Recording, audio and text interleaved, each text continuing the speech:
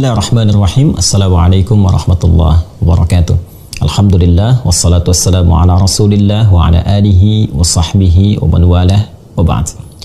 Teman-teman sekalian, semoga Allah Subhanahu wa taala senantiasa memberikan kesehatan kepada kita dan merahmati setiap aktivitas yang kita lakukan.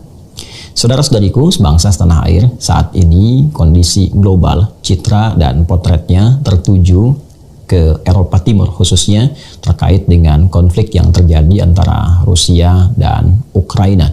Bukan hanya menghadirkan konflik sosial, tapi juga sudah menghadirkan pertikaian-pertikaian militer yang kita turut berduka, menghadirkan banyak korban jiwa dan juga dampak yang tidak ringan, baik kepada infrastruktur, juga dampak-dampak politik secara global, dampak ekonomi, dan kini nampaknya merambat kepada dampak-dampak militer yang melibatkan negara-negara lain pada umumnya kemudian terlibat dalam situasi yang spesifik terjadi antara Rusia dan Ukraina di Eropa Timur tentunya. Sebagian dari kawan kemudian meminta kepada kami untuk bisa memberikan bukan sekedar tanggapan tapi lebih kepada bagaimana Islam atau ajaran Islam memberikan pandangan terkait dengan situasi yang terjadi khususnya di Rusia dan Ukraina atau pada umumnya bila terjadi aksi-aksi militer demikian atau konflik dari dua pihak atau lebih yang terjadi, bagaimana Islam mengambil posisi yang dengan itu memberikan panduan kepada umat muslim untuk bersikap. Di sini kita akan coba secara objektif membahas dari 3 turunan utama. Yang pertama tentunya apa yang dimintakan oleh sebagian kalangan atas sikap Islam mengambil pelajaran dan juga memberikan solusi pada hal-hal yang terkait seperti yang dimaksudkan. Juga yang kedua, kita belajar sedikit tentang sejarah bagaimana berlangsungnya kemudian Ukraina dan Rusia terkait hubungan keduanya dari sejak dulu berdirinya sampai dengan gesekan-gesekan konflik yang terjadi yang kiranya sampai dengan puncak militer di abad yang ke-21 pada saat ini.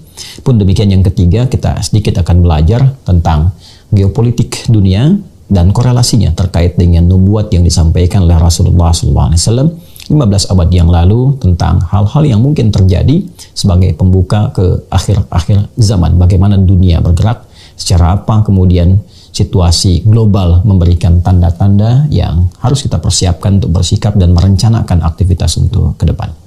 Kita akan persingkat. Yang pertama terkait dengan sikap Muslim, orang Islam bagaimana menyikapi ketika terjadi konflik di antara dua pihak atau lebih.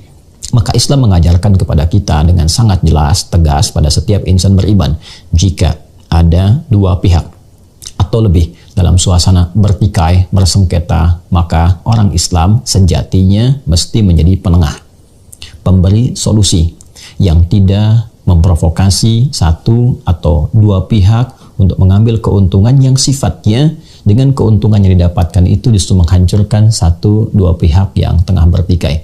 Hendaklah dia datang menawarkan satu solusi yang menyenangkan bagi keduanya, yang mendamaikan bagi keduanya, seperti Rasulullah SAW pernah mencontohkan dalam peristiwa peletakan Hajar Aswad itu setelah direnovasinya Ka'bah, bagaimana beliau mendamaikan potensi konflik yang mungkin terjadi di suku-suku Arab pada masa itu.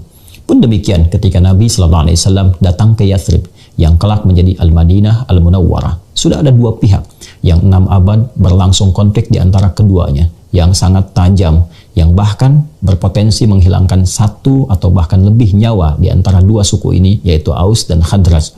Apa yang terjadi? Nabi datang kemudian ke Yathrib. Hal pertama yang dilakukan selain membangun masjid adalah mempersaudarakan Aus dan Khazraj. Hilang konflik selama 6 abad itu. Dipersaudarakan Muhajirin dengan Ansar, sehingga menutup celah-celah persoalan-persoalan yang memungkinkan terjadinya konflik sosial. Disinilah kemudian ayat-ayat Al-Quran turun memberikan panduan kepada insan beriman. Wa in ta'ifatani minal mu'minina qatatalu fa aslihu. Jika ada dua bagian, dua kelompok dari insan beriman atau bahkan manusia pada umumnya bertikai, bersengketa, ada persoalan tertentu, maka sifat orang Islam datang dengan islah, memberi solusi yang menenangkan, yang mencerahkan, yang setidaknya memberikan kepada dua pihak atau lebih ini segala hal yang bermanfaat untuk keduanya dan berpotensi dengan kesepakatan yang dibangun, konsensus yang ada, menghentikan berbagai jenis pertikaian dan menghadirkan perdamaian. Itulah kenapa disebut dengan Islam. dan hasil dari Islam disebut dengan salam. Agamanya disebut dengan Islam, orangnya muslim, tunduk patuh pada ketentuan Allah. Ketentuannya disebut dengan silmi. Ya ayyuhalladzina amanu dukhulu fis silmi kafah. Di antara silmi itu punya arti damai, tenang, tentram, bahagia, selamat. Itulah hasil yang disebut dengan salam. Wassalamun alaihi yawma wulida wa yawma yamutu wa yawma yub'atsu hayya. Jadi dimanapun orang Islam berada, senantiasa menghadirkan solusi. Islam itu solusi. Islam itu damai. Islam itu menenangkan. Islam itu mencerahkan. Islam itu berkemajuan. Di saat yang sama, mari kita belajar bagaimana ketika orang-orang Islam di awal masa kerasulan Nabi Muhammad SAW menebarkan risalah dakwah, ketika disakiti, ketika diperangi, apa respon Al-Quran yang diturunkan kepada Nabi Muhammad SAW sebagai pedoman untuk umat Islam kala itu? Indah sekali. Ayat-ayat yang ditampilkan seperti di Quran surah ke-41, surah Fussilat, di ayat ke-34 itu, Allah memberikan gambaran. Tidak seharusnya sikap yang jelek harus dibalas dengan yang jelek lagi. Wala tastawil hasanatu wala sayyi'ah. Dan tidaklah sama yang baik dengan yang buruk itu. Idfa billati hiya ahsan. Ayo coba respon. Berikan reaksi yang positif kepada perlakuan-perlakuan negatif. Jawab dengan kebaikan. Jawab dengan ketenangan. Jawab dengan kedamaian. Jawab dengan kelembutan. Fa idzal ladzi bainaka wa bainahu adawatun ka'annahu waliyyun hamim. Maka boleh jadi yang keras jika dihadapi dengan kelembutan, ketenangan, kebaikan, mungkin kekerasan itu akan melunak, jadi lembut dan terjadi hubungan kekerabatan yang sangat setia. Bahkan lebih dari itu, Allah Subhanahu wa taala langsung menegaskan kepada Rasulullah sallallahu alaihi wasallam dalam Al-Qur'an surah ketiga Ali Imran ayat 159. Allah berfirman, "Fabima rahmatin minallahi linta lahum walau kunta faddan ghalidhal qalbi lan faddu min hawlik." Sungguh Muhammad sallallahu alaihi wasallam, dengan rahmat Allah Subhanahu wa taala, engkau bersikap lemah lembut dalam merespon segala sifat-sifat negatif, kekerasan-kekerasan yang ditujukan kepadamu dan kepada umatmu. Bilapun engkau merespon itu semua dengan keras lagi, dengan respon yang menyakiti lagi, tentu mereka akan berpaling darimu dan boleh jadi meninggalkan ajaran-ajaran Islam yang engkau bawa. Maka maafkanlah mereka, fa'fu anhum. Maafkan mereka, luaskan hatimu, dan mungkin dengan kelapangan hati itu, dengan keluasan jiwa itu, boleh jadi hidayah yang diharapkan bisa menghunjam ke dalam jiwa insan-insan yang dimaksudkan itu. Bila pun ada pertanyaan, bagaimana Ustadz dengan syariat jihad? Teman-teman, jangan keliru. Jihad itu bukan menyerang. Jihad itu bukan menginvasi. Jihad itu bukan sengaja untuk menyakiti. Jihad itu bukan sengaja untuk menganeksasi dan makna-makna yang terkait dengannya. Syariat jihad itu Allah turunkan untuk memberikan perlindungan bagi umat Islam yang memang keadaannya pada saat itu terdesak mesti membela diri. Setelah sebelumnya bersabar, setelah sebelumnya melapangkan hati, namun datang kekuatan-kekuatan militer yang datang menginvasi, datang menyerang, bukan sekedar berpotensi untuk menyakiti, tapi bisa menghilangkan jiwa, mengganggu kedaulatan, mengganggu keamanan. Bahkan setelah Nabi berada di Madinah pun, ada serangan yang datang ke Madinah. Serangan dengan skala militer yang cukup tinggi dan bersifat menghancurkan, dan juga bisa mengancam kedaulatan yang telah terjadi dari konsensus Piagam Madinah yang telah disepakati oleh masyarakat pada saat itu. Maka turunlah kemudian Quran surah ke-22, surah Al-Hajj di ayat yang ke-39 itu. Perhatikan redaksinya.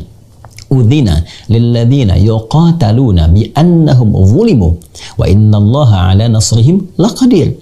Udzina lilladzina yuqataluna bi annahum zulimu. Diizinkan mulai sejak ini kepada orang-orang yang diperangi itu, yang diinvasi itu, yang dituju untuk disakiti itu, ya, dan mereka dizalimi. Bi annahum zulimu, karena mereka dizalimi, disakiti, terancam, kedaulatannya terancam, jiwanya terancam, fisiknya terancam, negerinya terancam. Ya, dalam keadaan terancam itu diizinkan kata Allah untuk membela diri, dan itu normal terjadi. Jadi syariat jihad yang diturunkan adalah syariat yang oleh Allah Subhanahu wa taala ditujukan pertama untuk membela diri. Ketika terancam, silahkan membela. Yang kedua, menjaga kedaulatan. Ketika kedaulatan terancam, silakan hadir untuk mempertahankan. Yang ketiga, ini yang paling menarik, dan ini adalah fitrah bawaan dalam berkehidupan. Ya, apa itu? Umumnya, seseorang ingin mendapatkan kedamaian, ketentraman, kebaikan, dan membela diri untuk melahirkan kedamaian, ketentraman, kebaikan, sehingga tidak terjadi potensi-potensi untuk menyakiti lagi karena memiliki izzah, memiliki kekuatan, dan orang dengan kekuatan itu akan sungkan, akan segan untuk menyakiti atau melakukan tindakan-tindakan yang bisa merusak. Itu normal dalam berkehidupan. Jadi jihad bukan ingin menghancurkan orang lain. Jihad bukan ingin menimbulkan kekacauan, apalagi kesan-kesan terorisme yang seringkali dimunculkan kekinian. Itu adalah sesuatu yang salah total, totally wrong. Ya, satu paradigma yang dibangun, citra yang ditunjukkan, tapi keliru dalam memahami baik konsep ataupun terapannya. Jadi, kalau kita ingin kembali kepada segmen pertama, bagian dari perbincangan kita ini, kita ingin menegaskan bahwa, sekali lagi, sikap umat Islam wajib menghadirkan islah, jalan tengah yang mendatangkan perdamaian, yang menenangkan, yang meneduhkan, yang memberikan kemaslahatan bagi dua pihak ataupun berbagai pihak yang terlibat dalam situasi-situasi konflik. Baik itu yang terjadi di Eropa Timur antara Rusia dan Ukraina seperti yang sekarang kita saksikan, ataupun juga konflik pada umumnya dalam skala global ataupun juga skala lokal yang terdapat di Indonesia secara khusus. Bagaimana Muslim bersikap? Maka bersikaplah seperti yang tadi telah kami utarakan berdasarkan bimbingan Al-Quran dan praktik berkehidupan yang dicontohkan Rasulullah Sallallahu Alaihi Wasallam. Muslim selalu solutif, Muslim menghadirkan solusi yang meneduhkan, menenteramkan, bermaslahat, dan berkemajuan yang mencerahkan.